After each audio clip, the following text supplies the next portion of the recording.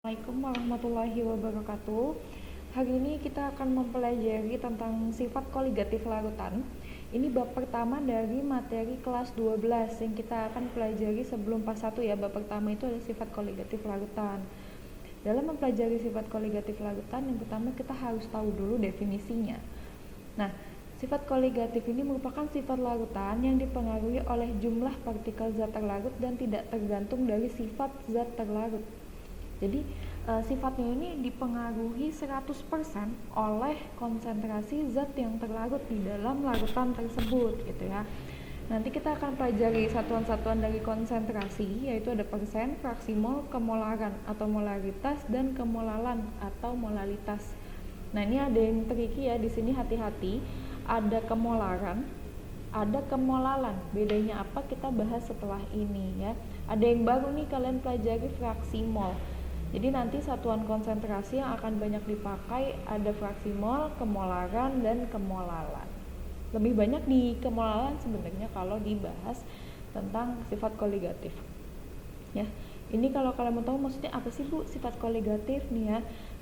Sifat koligatif itu biasanya kita pakai di kayak gini nih, lihat gambar ya. Coba pada saat musim dingin di negara-negara dengan 4 musim, salju yang turun dapat menutupi jalan sehingga mengancam keselamatan pemakai jalan. Salah satu cara untuk mencairkan salju adalah dengan menaburkan garam. Nah, ini adalah salah satu aplikasi dari sifat koligatif larutan. Sekarang di video ini Ibu akan menjelaskan dulu tentang konsentrasi ya. Secara umum tentang konsentrasi yang tadi sudah ada di depan, ada molaritas, molalitas, dan fraksi mol. Itu akan banyak kita pakai di bab ini. Yang pertama, molaritas. Molaritas ini simbolnya M besar, menyatakan banyaknya mol zat terlarut dalam setiap liter larutan. Jadi kalau molaritas itu banyaknya mol zat terlarut di dalam 1 liter larutan. Ya, maka rumusnya adalah M besar sama dengan N per V. Molaritas larutan sama dengan jumlah mol terlarut dibagi volume larutan. Ya, kalau molaritas ini dalam 1 liter, berarti yang dipakai adalah volume. Jangan sampai lupa. Oke. Ini contoh soalnya, hitungan konsentrasi larutan yang dibuat dari 2 gram kristal NaOH yang dilarutkan dalam air sehingga volumenya 500 ml. mR NaOH diketahui sama dengan 40. Maka kita hitung dulu N-nya atau molnya, mol si NaOH. Ya, ada 2 gram, masanya per mR. Ya, dapatnya 0,05 mol. Lalu volumenya di sini dilihat kan 500 ml, itu kita ganti semua ke dalam liter sama dengan 0,5 liter. Maka konsentrasinya tinggal dibagi aja, mol per volume.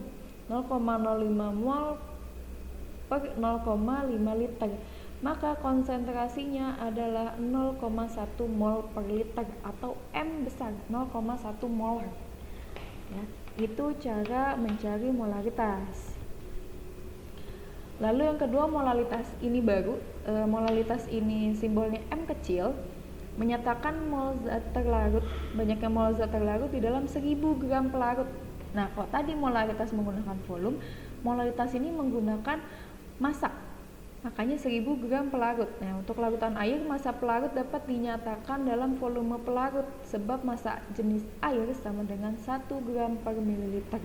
Jadi nanti kalau soalnya yang diketahui adalah volume, sedangkan kita mencari molalitas, jumlahnya sama.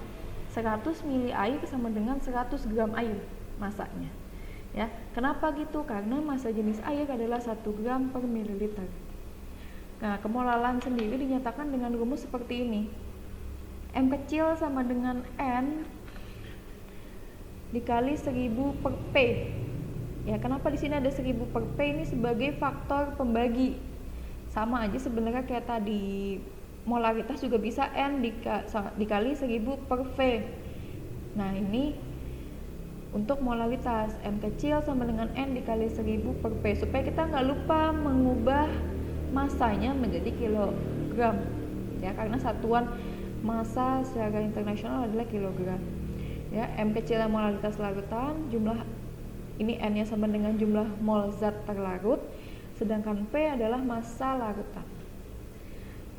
Kita lihat Contoh soalnya ini dihitung kemolaran larutan jika terdapat 24 gram kristal MgSO4 dilarutkan dalam 400 gram air.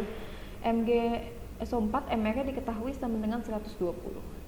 Seperti biasa, kita cari dulu molnya, 24 gram per 120 gram per mol, itu dapat 0,2 mol, lalu P-nya, P kecil ini sama dengan massa pelarut, ya. Ini 400 gram air, soalnya baik banget kalian langsung dikasih gram. Ini P-nya sama dengan 400 gram, maka molalitasnya atau kemolarannya sama dengan N 0,2 mol dikali 1000 per 400 gram sama dengan 0,5 molar.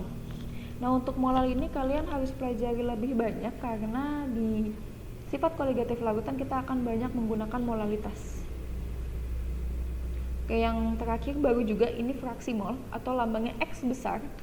Ini adalah menyatakan perbandingan banyaknya mol dari zat tersebut terhadap jumlah mol keseluruhan komponen di dalam larutan.